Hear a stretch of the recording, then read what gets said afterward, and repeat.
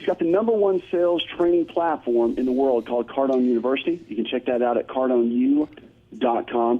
It trains businesses and individuals on how to really up their skills in life and in sales, which will ultimately help them perform their best in life. He's in Miami, Florida, where the home base is, and he's married to Elena, his beautiful wife, 2 daughters. Grant, so glad to have you with us on the show today. Dr. Asa, great to be with you. Thank you for having me. Yeah, love it.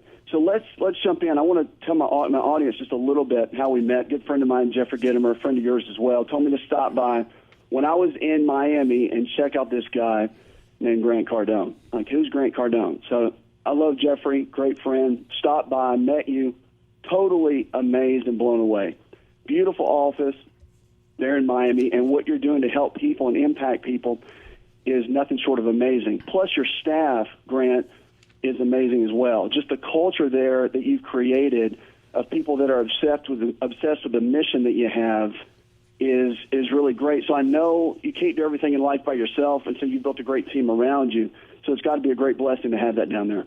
Yeah, probably one of the things I'm most proud of is my team. Like, it is the #1 thing that business owners, whether I'm working with a company as big as Google or Toyota or a small enterprise maybe that's got 2 or 3 employees, the #1 thing that constantly comes up is, how do I build a team? How do I get good people? How do I keep good people? And it's so difficult. When I moved to Miami about 4 or 5 years ago, I guess, from Los Angeles, I met with a big bank here, and they said, hey, the #1 problem down here is hiring people. And so I have an unbelievable team. It's quite a trick, actually, if business owners can figure out how to attract good people, keep good people, and create a culture around you where people believe in you more than you even believe in yourself. For sure, and that's what you've created. And it starts with you. It starts at the top with your vision and your mission. And that's why the people are drawn to you to help build what you were designed to do. Yeah, it also, because you're talking about health all the time, it's about getting rid of people that don't fit. And this is one of the biggest mistakes I see business owners make, is they keep people around because they're loyal or because they've been there a long time, or, well, old Fred, he was with me from the very beginning, and well, that's good. But you know what? If you ran an NFL team, you wouldn't run it like that. Okay. Just because Romo has been with the Cowboys for 4 or 5 seasons, and just because they, by the way, have an $18 million contract with him, doesn't mean they're going to play him. That's right. And that's the real world that a business owner needs to live in. It's not about how you feel about somebody. It's how they're making your business work or not work.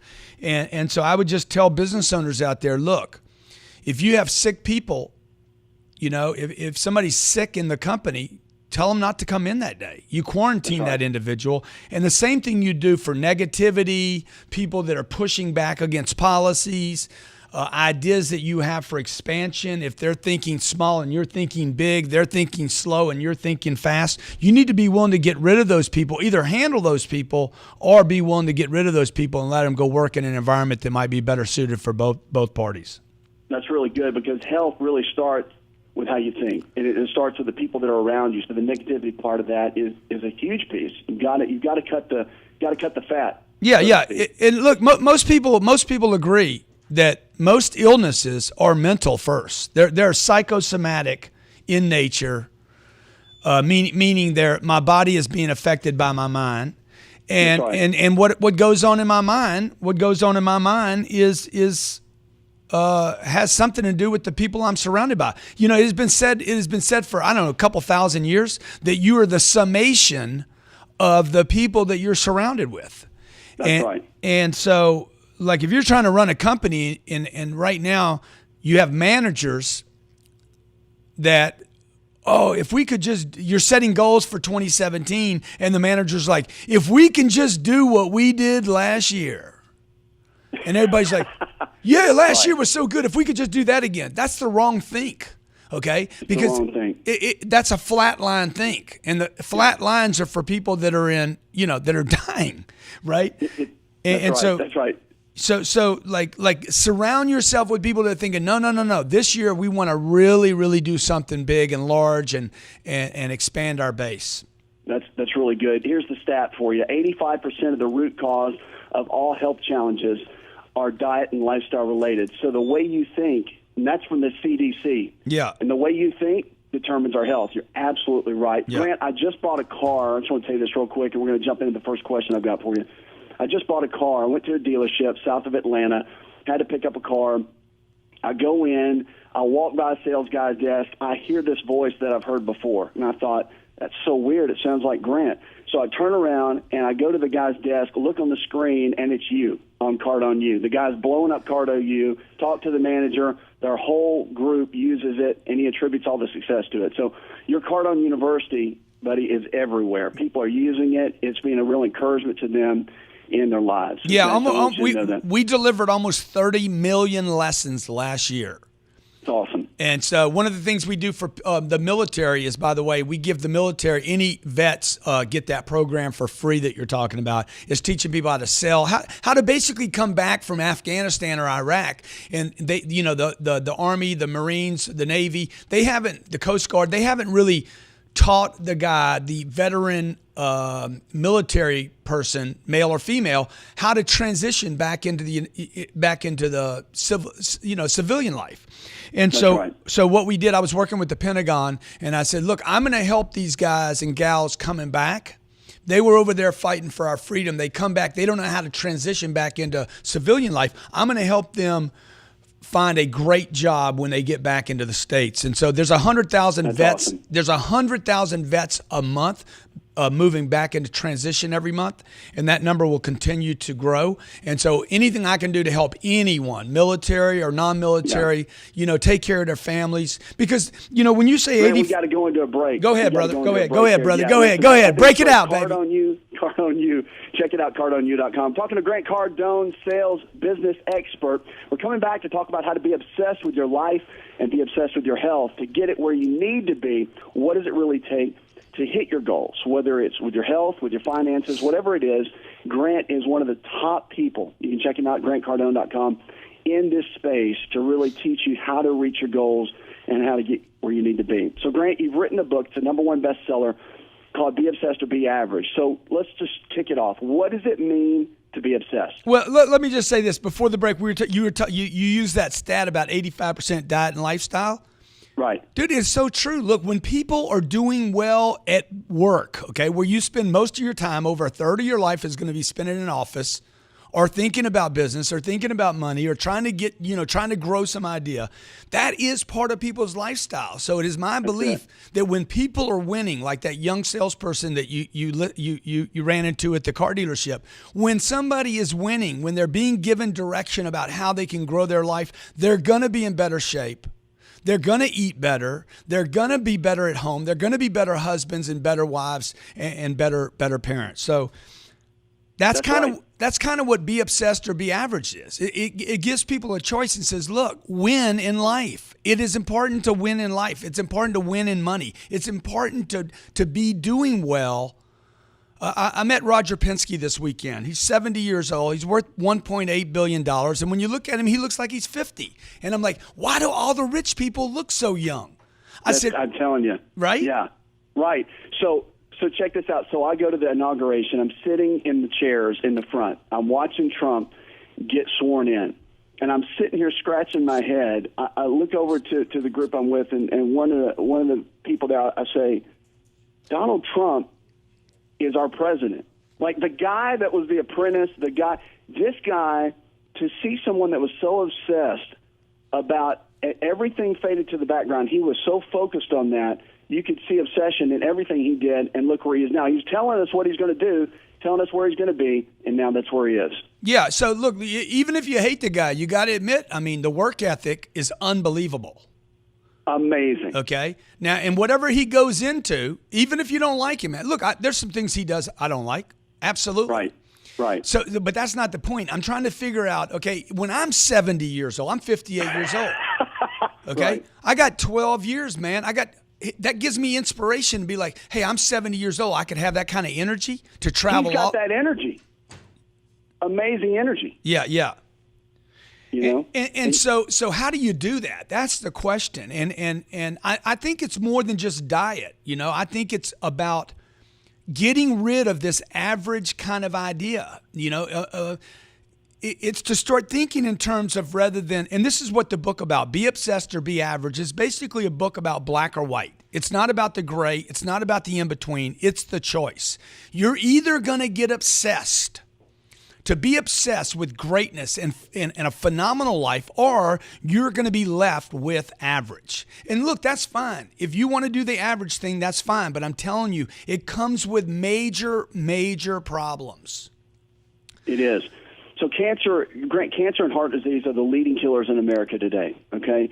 But I really believe, and I've listened to a lot of your stuff now at this point, I believe there's a larger undiagnosed disease that we definitely agree on that's killing people daily, and it's a word called grief.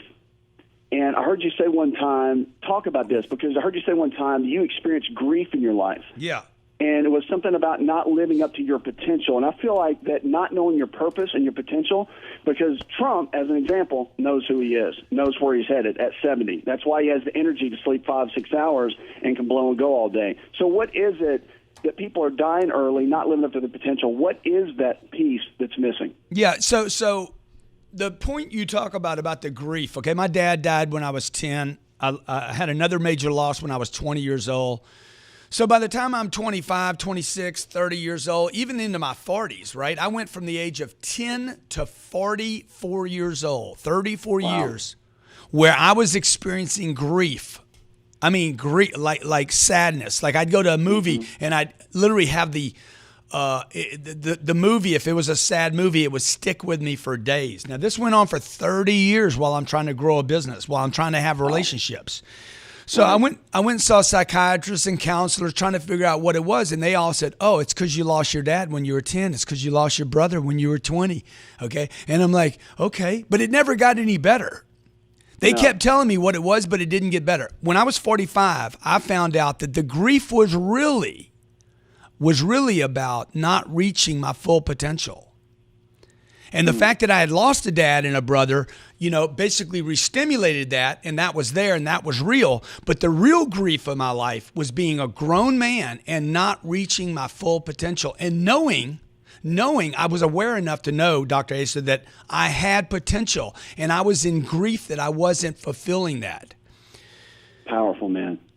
That's powerful. Because at the end of the day, once you realize who you are, that all this time's gone by, and that you haven't reached the potential, then what I want to do in just a minute, because we're going to go into a break in just a minute, I want to talk about, Grant, what the point was. What was that point that you really had to go into? You know, what was that point that you went into, the turnaround that had to happen in your life when you hit that? Because I think you've laid out some things where you had certain turnarounds in your life, at certain points, say when you were in your 20s, and then maybe it was that moment at 45 that you had that kind of that change, right? So I want to get into that coming out of this break, because I think that that's a real key for a lot of people. People think that cancer, diabetes, heart disease, depression, all these conditions are just based around the fact that the grandma and grandpa had it. I don't buy into that. The statistics now are showing us that it's different. And I think that a lot of your life and the way you live now, with the level of energy and output and the level of achievements that you're producing now, I think are keys to those turnarounds that happen. I want to talk about that, because that's going to be able to change someone's life listening on this show. And I believe that's the key to avoiding a lot of the health challenges that we face today. It starts with that think that you talk about. We're talking to Grant Cardone. Check him out at grantcardone.com. He's a New York Times best-selling author. We're talking about his new book, Be Obsessed or Be Average, which you can pick up at all bookstores. Grant, we're talking about the turnaround that happened in your life, because a lot of times talking about grief, talking about not living up to people's potential, I believe that's one of the greatest disease processes that we have today. You're a living, breathing example of that, going from at the rock bottom to the very top, or you know, and you're still aspiring. I get that. You're not at the top. You're still pulling every single day. I get it. Yeah. But talk about that. Talk about those turnaround points and why they were so important. How did you go from being average to where you are now? Well, I'll just tell you that, you know, when I finally was given permission to be who I am and to be honest. Like, you know, my mom used to tell me, because I've always been ambitious. I've always wanted to do something more. And she would tell me, I love you just the way you are, son. And I was like, yeah, but it's good that you love me just the way I am, but I don't love me just the way I am. I know I can do more, right? And I think people that go to church on Sunday, you guys need to get really honest with yourselves. Like, the fact that you're like going to be honest for 1 hour, I'm not talking about that you don't steal stuff from other people. I'm not talking about you don't rob somebody's home, okay? You don't cheat on your wife. But if you're cheating on your potential, if you're not fulfilling your own potential, certainly you're going to be depressed, okay? Because if you know that you can do more, if you know you can give more, if you know you could help out more, if you're inspired by the great play on Sunday, or you're inspired by some unbelievable movie where the individual's a hero, you're inspired by that because that's in you, okay? When people meet me, they're like, I'm so inspired by you. Whatever you see in me is in you, okay? That's right. So whatever I saw in Martin Luther King, I knew that was in me. What I saw in John Kennedy, I knew was in me. What I see in Jesus Christ as a figure, inspires me, to be the full potential of me. So anything short of that is you're going to be depressed. You're not going to feel good. You're going to be lethargic. And that was the big turnaround for me, is when I was given permission to be obsessed with who I'm meant to be. Right, and so at that point where you're given permission, at that point where you make that decision, and you put your head to the grindstone, and you work, and you build, and you begin to grow. So when you got people looking at you saying, slow down, take it easy, take a break, don't work till 11 o'clock at night, don't work so hard, those are the ones that have given up, or they haven't given themselves permission. Is that right? Dude, I just say, look, never take advice from somebody you don't want to trade places with. That's good. I don't get money advice from people that don't know anything about money. And there's like Dave Ramsey. I love Dave Ramsey. Dave's awesome. Right. But I don't want to trade places with Dave. Okay. Now the reason I'm picking on Dave right now is because Dave basically has middle class information for people. Okay. And most of us are influenced by the way we were brought up. We're being influenced by the middle class. The reality is the middle class is a failing class of people today.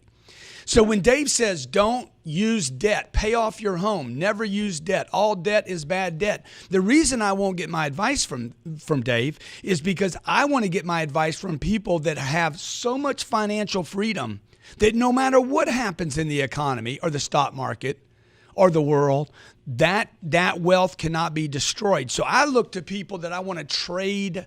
I'd be willing to trade positions with, metaphorically, No, I got it. I totally get that. And those people are using debt, okay? Right. So no, it's a different message, different mindset. I get what you're saying. Dave's great friend, got me started in radio. He launched my show 10, 11 years ago. Very successful, great guy. I totally know where you're coming from, though. I get it completely. Yeah, super guy. You respect everything he's doing. I get it. Super dude. Yeah, so if I want to build a real estate portfolio, I have $600 million worth of real estate. I can't do that without debt, right? So that's all I'm saying. Like no, I get it. People need to be very careful about where they're getting data today.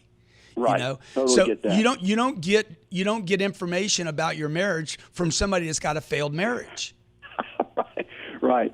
So Grant, let's do this. You've won 4, I believe, privately held companies. Yeah. You have the number 1 sales teaching platform in the world, multiple-time international best-selling author, right? You're at the top of the social media platforms, daily TV shows, and you're an amazing husband and father. You have a level of energy, Grant, that people come to my clinics and come into my coaching platforms for every single day. Yet you're in your 50s, okay? So what do you attribute that to? Commitment. I definitely don't contribute it to my diet. Okay, or to caffeine. I mean, I don't use any drugs. Right. I do drink caffeine, but I don't drink it for a boost. I never say, I need a cup of coffee right now.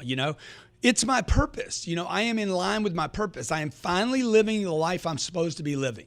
I don't do things that don't make me feel good. And I'm living at a level that I know I should be living at. And short of doing that, I'm not happy. So the way for me to be happy That's is for good. me to be productive. The more productive I am, and everybody agrees with this, okay? Liberals, conservatives. Hey, when you have a truly productive day, time seems to fly. The more you do in a day, the better you feel about that day. And you go home, you walk in, you got your kids there. When you have a great day, you seem to be a better father or better mother. That's right. So I just tie everything into production. My wife knows that she can only make me so happy, and the rest of it I have to get by doing what I'm here to do, which is to be a productive member of society, fulfill my potential, contribute, give back, not just money, but help. Yeah, and you are. And you're making a big impact, and I'm seeing it, and others are seeing it too, which is great, man. And so you're doing what you're called to do. It's your purpose. Yeah, thank you. So this is a real key, okay? And I've heard you say this, balance. In health, we talk all about balance. Balance your life out. You got to have balance.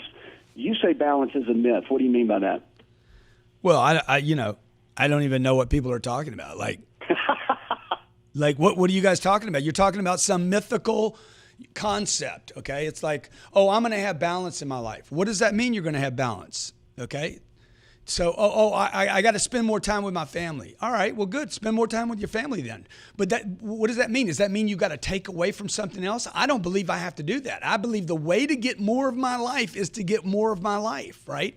So I don't I don't have different areas of life. I'm not spinning plates like, oh, I'm the dad. Now I'm the writer. I'm doing my life, okay? The fact that I'm a dad and a writer and a speaker, et cetera, and a business person and a real estate guy, that's part of my life. I'm doing my life. I want to explode into my life, and those are things that happen inside my life. So it's just all in. All in all the time. Dude, it's all in all the time. Say yes. I'm not going to burn out. Okay. Everybody's like, well, you're going to burn out. I am not going to burn out. I am not a candle. Okay. Right. I'm you can't burn out when you're on purpose. Dude, I'm a spiritual being. Try blowing on me and see if I go out. Okay. Right. I'm not going to go out. The reason you're going to go out is because you're not going to show up. Okay. So people are going out because they're contracting. People are depressed and down and burning out because they're not doing what they should be doing every day, which is living at a bigger, much larger level. It actually takes energy to contract. It takes more energy. Try to slow your car down when it wants to go. It actually puts more wear and tear on that engine. I own my own jet, right? And I asked the pilot, I said, where's all the wear and tear at? Grant, the wear and tear is not at 600 miles an hour at 40,000 feet. The wear and tear is when we're shutting this thing down, landing it. That's where it is. So fly high, fly fast, and get you some altitude. That's what it's all about. So we're going to go into a break in a minute, but I want to ask you this question quick. What is, in your opinion, what is the key to a successful life, if you had to pick one thing? Dude, get all in and get yourself surrounded by people that are maniacs. That's right. Everything that you were told not to do, that's what you need to be doing now. Absolutely, without a doubt, right? What did Mom tell you? Fly under the radar. Don't get too much attention. Be seen and not heard. Okay? Be grateful for what you have. Don't talk to strangers. Don't talk to strangers. Exactly. All those things, all those middle class beliefs, okay? Buy a home, get a college degree, invest for the long term. All that stuff is old today. That is not the way to do the deal today. Think in increments, okay? A penny saved is a penny earned. A penny saved is a penny. That's it. Okay, these are all myths that keep people small. Right, and the same is true with our health. And that's what's so interesting. That's why I wanted you here on the show, because the think that you're talking about is what it takes. That's why 70% of this country right now is overweight. Yeah. So we don't have an eating problem. We have a thinking problem. That's right. People are not living up to their potential. That's right. People are going to food for comfort. That's right. People are not living up to where they are. They go into something. Food's no different than alcohol or pot or heroin. It's the same thing. People are going to that to be their buddy, their friend. Yeah. And so they're pushing down their potential further every single day. Okay, we're going into break. Grant Cardone, we're talking with. You can check him out, grantcardone.com. Check out his social handles, at Grant Cardone, Facebook, Grant Cardone Fan. You can check all that out. Make sure you go follow him, join him, get into his world and what he's doing. He'll make everything in your life better. He'll help you to be more successful in business and in life. without a doubt. Grant's a living example, somebody that's tapped into their potential, that's obsessed with his life, but yet makes life better for all those around him. Coming up, more questions with Grant I've got, and we're going to tap into a little bit about goal setting, why that's important, and how important it is to your success for reaching all of your health goals in 2017. 888-283-7272. I'm Dr. Asa, America's Health Coach. We'll be right back.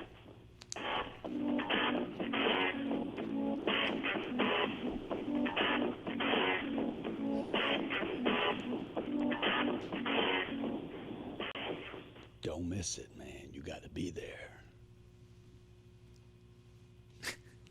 Did you bring me my phone?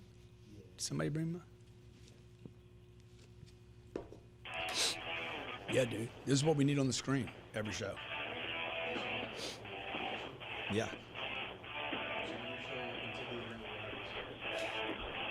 What you think, man?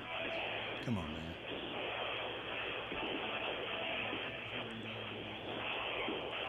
They're just focused, man. You know? Phone lines are open, 888-283-7272. That's 888-283-7272. Welcome back to the show. I'm Dr. Asa, and we're talking with Grant Cardone. He's an author, New York Times bestselling author of 5 books. We're talking about his new book, Be Obsessed or Be Average. You can check him out at grantcardone.com. Also check out his Twitter, Facebook, and all his social handles at Grant Cardone. Facebook's at Grant Cardone Fan. Grant, we're jumping in. I'm so glad to have you with us, man. I'm telling you, content you bring, your message is an encouragement to so many. So I just want to say thanks again for being with us today. Thank you for having me.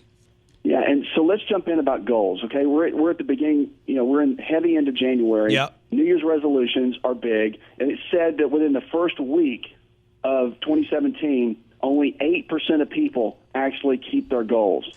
And so they call the 8%ers. Yeah. So why is it? Why is it that everybody gets all excited? They get fired up. They're going to lose 30 pounds. They're going to get off their medications. They're going to be a better father. They're going to be a better wife.